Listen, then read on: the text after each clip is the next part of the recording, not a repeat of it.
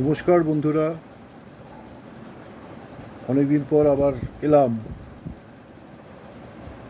আপনাদের কাছে মাপ চাইছি যে আমার ব্যক্তিগত কারণে আমার এই একটু দীর্ঘকালীন বিরতি হয়েছে। যাই হোক, আজকে আসলাম। আজ কয়েকটি ঘটনা ঘটেছে, যাতে আমার মনে হচ্ছে এই বিষয়ে আপনাদের সাথে একটুখানি আলোচনা করা দরকার। প্রথম কথা হচ্ছে, জুনিয়র ডাক্তারবাবুরা আমরণ অনশনে বসেছেন। আজকে তৃতীয় দিন। শহর কলকাতার একেবারে কেন্দ্রস্থলে ধর্মতলায় চলছে তাদের এই প্রতিবাদ আন্দোলন, অনশন। সেই সঙ্গে আজকে আরেকটি ঘটনা ঘটেছে যেটা আদালতে। সেটি হচ্ছে খুন এবং ধর্ষণের মামলায় অভয়ার সিবিআই একটি প্রাথমিক চার্জশিট জমা করেছে। সঞ্জয় রায়, যে আসামিকে আজ থেকে 2 মাস আগে ধরা হয়েছিল, কলকাতা পুলিশ ধরেছিল কেস শুরু করার পরে, তার আজকে হাজতবাসের 56 দিন হয়ে গেছে। তো আইন অনুযায়ী তার বিরুদ্ধে 60 দিনের মধ্যে একটি চার্জশিট দিতে হবে, মানে একটি ফাইনাল তদন্তের রিপোর্ট আদালতে জমা দিতে হবে। সেটা চার্জশিট হতে পারে বা উল্টোটা হতে পারে, যে কিছু পাওয়া গেল না, নির্দোষ, তাহলে সে খালাস পাবে। আর যদি চার্জশিট দেয়, তাহলে এই গুরুতর মামলায় যে সেকশনে ধারায় চার্জশিট হবে, তাহলে তার জামিন হবে না। এই ঘটনাতে অনেকেই উদ্বিগ্ন যে এখন হাজতে আছে 4 জন, একে বাদ দিয়ে আরও 3 জন। শুধুমাত্র এর বিরুদ্ধে চার্জশিট হলো, অন্যদের বিরুদ্ধে কেন হলো না? তাহলে তাদের কি হবে? সেটা তো তাদের বিষয়ে তদন্ত চলছে, কিন্তু এতে নানান রকম প্রতিক্রিয়া তৈরি হয়েছে। অনেকেই ভাবছেন যে সিবিআই যথেষ্ট গুরুত্ব সহকারে, ন্যায়নিষ্ঠভাবে, দক্ষতার সাথে কাজ করছে না। তাদের মধ্যে হতাশা দেখা দিচ্ছে, বিশেষ করে আন্দোলনরত ডাক্তার এবং তাদের সমর্থক, একটি বৃহৎ সংখ্যক নাগরিক সমাজ। আবার অনেকে ভাবছেন যে এ তো হয়েই গেল, আর কি হবে, এরকম একটি মনোভাব। জিনিসটা গুরুত্ব, ঘটনার পরিস্থিতির গুরুত্ব অনেকটা লঘু হয়ে যাচ্ছে। আমি বলি এই পরিপ্রেক্ষিতে যে এই যে প্রধান আসামি, যার বিরুদ্ধে চার্জশিট জমা দিয়েছে সিবিআই আজকে, তাকে চার্জশিটটা দিতেই হবে। তার কারণ হচ্ছে, যদি নতুন যে আইন হয়েছে ভারতীয় ন্যায় সংহিতা, তাতে বলা হয়েছে সবচেয়ে জঘন্য অপরাধের ক্ষেত্রে, ধর্ষণ, খুন, এই সমস্ত ক্ষেত্রে চার্জশিট আসামিকে অ্যারেস্ট করার 60 দিনের মধ্যে দিতে হবে। তো আজকে 56 দিন হয়ে গেছে, সামনে পুজোর ছুটি আসন্ন।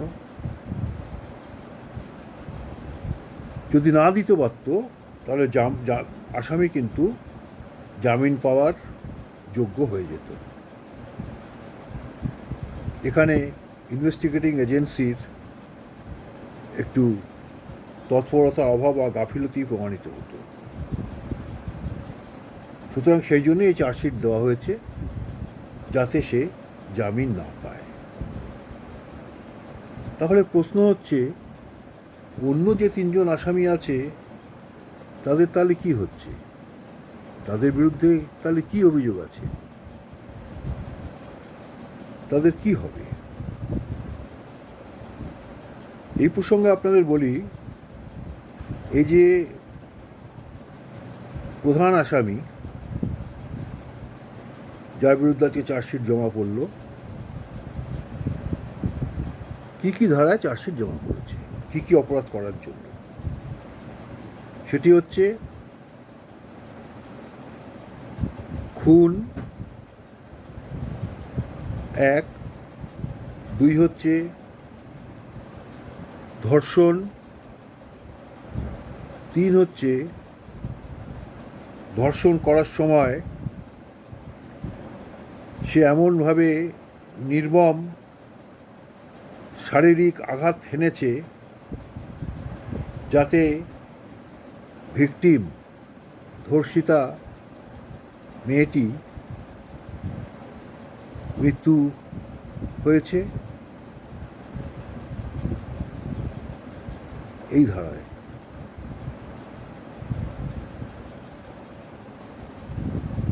এই যে 3টি ধারা, খুন এবং ধর্ষণের পক্ষে মৃত্যু ঘটানো, ধর্ষণ করে অত্যাচার করে মৃত্যু ঘটানো, এর সর্বোচ্চ সাজা হচ্ছে ফাঁসি, মৃত্যুদণ্ড।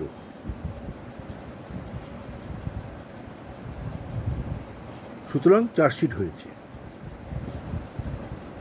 এবার প্রশ্ন হচ্ছে বাকি 3 জনের কী হবে? বাকি 3 জনের পক্ষে এখনই চার্জশিট না দিলেও ইনভেস্টিগেটিং এজেন্সির পক্ষে চলবে। তার কারণ তারা পরে গ্রেপ্তার হয়েছে, হাতে প্রায় 3 সপ্তাহের মতো কিছু বেশি দিন সময় আছে সিবিআইয়ের কাছে চার্জশিট দেওয়ার। এখন একটা সঙ্গত প্রশ্ন, খুন ও ধর্ষণের মামলা, প্রধান আসামি সঞ্জয় রায় খুনি এবং ধর্ষক হিসাবে চার্জশিট হয়ে গেল। তাহলে বাকি 3 জন কী করেছে? তারা যে খুনের সময় বা ধর্ষণের সময়, ঘটনার সময় উপস্থিত ছিল, সেরকম কোনো তথ্য আছে বলে অন্তত আমার মনে হয় না।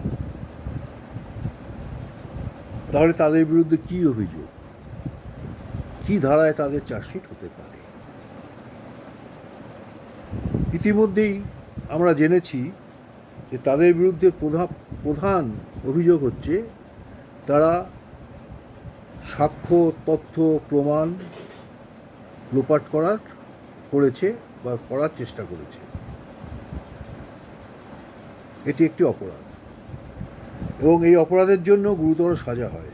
কীরকম গুরুতর সাজা হয়? যে অপরাধকে লোপাট করার জন্যে, ঢাকা দেওয়ার জন্যে তারা সাক্ষ্য প্রমাণ লোপাট করেছে, সেই অপরাধের যা সাজা তার প্রায় অর্ধেক সাজা এদের হতে পারে। এটি হচ্ছে এক। দ্বিতীয়ত হচ্ছে কি, অপরাধমূলক ষড়যন্ত্র, যাকে বলে ক্রিমিনাল কনস্পিরেসি। এত বড় একটি ঘটনা ঘটানোর নিশ্চয়ই একটা উদ্দেশ্য থাকবে। সেই উদ্দেশ্যটাকে কার্যকারী করার জন্যে একটি চক্রান্ত করতে হবে, একটি পরিকল্পনা করতে হবে সেই অপরাধকে সংগঠিত করার জন্যে, যাকে বলে ক্রিমিনাল কনস্পিরেসি। এবং সেই অপরাধও একটি ভিন্ন ধারায় হয় এবং এরও শাস্তি যথেষ্ট গুরুতর, মানে যাবজ্জীবন কারাদণ্ডের অন্তত অর্ধেক হতে পারে। 20 বছর কারাদণ্ড হয়, যাতে তাদের 10 বছর কারাদণ্ড হতে পারে, অন্তত 7 বছর কারাদণ্ড হতে পারে। আর কি, আর হচ্ছে অ্যাবেটমেন্ট। সহযোগিতা করা, সহযোগী। তারা প্রত্যক্ষভাবে খুনও করেননি, ধর্ষণও করেননি, কিন্তু সহযোগিতা করেছেন, এই করার ব্যবস্থা করেছেন, করার আয়োজন করে দিয়েছেন। তারও এরকম সাজা।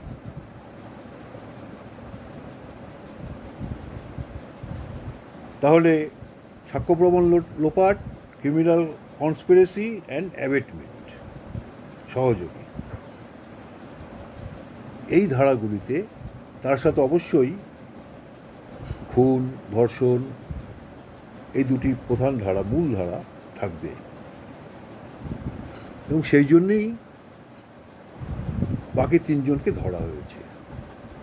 মনে রাখতে হবে, এই তিনজনের মধ্যে দুজন খুব গুরুত্বপূর্ণ ব্যক্তি। একজন হচ্ছেন ওই মেডিকেল কলেজ হসপিটালের অধ্যক্ষ, আর একজন স্থানীয় থানার অফিসার ইনচার্জ, খুবই গুরুত্বপূর্ণ ব্যক্তি। এদের সিবিআই যখন ধরেছে, হঠাৎ করে প্রথম দিনেই ডেকে এনে অ্যারেস্ট করেনি। আপনারা জানেন, এই অধ্যক্ষকে অন্তত 18-19 দিন সকাল থেকে গভীর রাত্রি অবধি প্রতিদিন জেরা করা হয়েছে, জিজ্ঞাসাবাদ করা হয়েছে সিবিআই অফিসে। তারপরে তাকে গ্রেপ্তার করা হয়েছে। সুতরাং তার পক্ষে চার্জশিট না হওয়া, যে সেকশনগুলোতে বললাম, তথ্য প্রমাণ লোপাট, ক্রিমিনাল কনস্পিরেসি, অ্যাবেটমেন্ট, হওয়া প্রায় অসম্ভব। না হওয়া চার্জশিট এরকম দেখা যায়নি। সিবিআই যাকে গ্রেপ্তার করেছে, দীর্ঘ জিজ্ঞাসাবাদের পর তার বিরুদ্ধে চার্জশিট দিতে পারেনি, সেটা কখনো হয়নি। হ্যাঁ, অধিকাংশ ক্ষেত্রেই বিচার শেষ হওয়ার পরে আদালতগ্রাহ্য অপরাধ প্রমাণ না হওয়ার জন্যে তার হয়তো অনেকেই আসামি খালাস পেয়েছে, ছাড়া পেয়েছে, কিন্তু সিবিআই চার্জশিট দেন, এটা হয়নি। সুতরাং চার্জশিট এদের বিরুদ্ধে হবেই, হাতে সময়ও আছে। আর কাকে বিরুদ্ধে হবে সেটা এখনই আমরা বলতে পারবো না, আমাদের পক্ষে, আমার পক্ষে অন্তত বলা সম্ভব নয়, কারণ সেগুলো সমস্ত তদন্তকারী সংস্থার যে কেস ডায়েরি আছে, যারা করছেন, এজেন্সির যারা ইনভেস্টিগেটর, তাদের কাছে আছে। আদালত ছাড়া তাদের সেটা জানা কারোর পক্ষে সম্ভব নয়। এবং এত সংবেদনশীল, এত গুরুত্বপূর্ণ মামলা, তাতে কেউ যেই দাবি করুন যে আমি জানি এইগুলো বলছি, এগুলো মন গড়া, এর কোনো ভিত্তি নেই। কিন্তু খুব সহজেই বলা যায়, এরা যখন অ্যারেস্ট হয়েছেন, এই গুরুত্বপূর্ণ পদে থাকা আসীন দুজন, তাদের চার্জশিট হবেই। হলে পরে তাদের ট্রায়াল ফেস করতে হবে, এবং তাদেরও জামিন হবে না সহজে। এই হচ্ছে বর্তমান পরিস্থিতি। সুতরাং যারা ভাবছেন যে একজনের উপর দিয়ে গেল আর কিছু হবে না, তারা বোধহয় একটু ভুল ভাবছেন। তাদের এতটা আশান্বিত হওয়ার কোনো কারণ নেই। আবার যারা ভাবছেন যে কিছুই হলো না,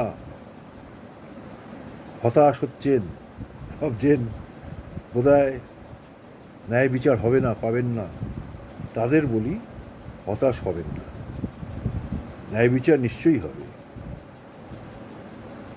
একটু সময় লাগবে, আর 1 মাস অপেক্ষা করতে হবে আমাদের। আপনারা সবাই ভালো থাকুন। আপনাদের সকলকে আমি সুস্থভাবে থাকার জন্যে এবং শান্তি রক্ষার জন্যে, স্বাভাবিক আমাদের জীবনযাত্রাকে, এবং পূজা অর্চনা আমাদের দৈনন্দিন জীবনের কর্তব্য, সেগুলো যার যেরকম আছে আচার বিচার, তারা নিশ্চয়ই সেগুলো করবেন। কিন্তু ঘটনা আগামী দিনগুলো খুবই গুরুত্বপূর্ণ দিকে যেতে চলেছে, খুবই উদ্বেগজনক এবং আশঙ্কাজনক পরিস্থিতির দিকে আমরা আস্তে আস্তে চলে যাচ্ছি। যদি অনশনরত এই জুনিয়র ডাক্তারদের আরও যদি কিছু অঘটন ঘটে যায়, জানি না তার কী প্রতিক্রিয়া আমাদের রাজ্যে হবে, বলা কঠিন। আমি আশা করি আপনারা সকলেই নিজের নিজের ক্ষেত্রে নিজের নিজের চিন্তায় ভাবনায় সংযত থাকবেন, সক্রিয় থাকবেন এবং শান্ত থেকে একটু ধৈর্য ধরে দেখুন কি হয়। বিচার ব্যবস্থার উপর, আদালতের উপর আস্থা হারালে আমাদের চলবে না। এই বলে আপনাদের সকলকে শুভেচ্ছা জানিয়ে আজকে থামলাম, চলি, ভালো থাকুন।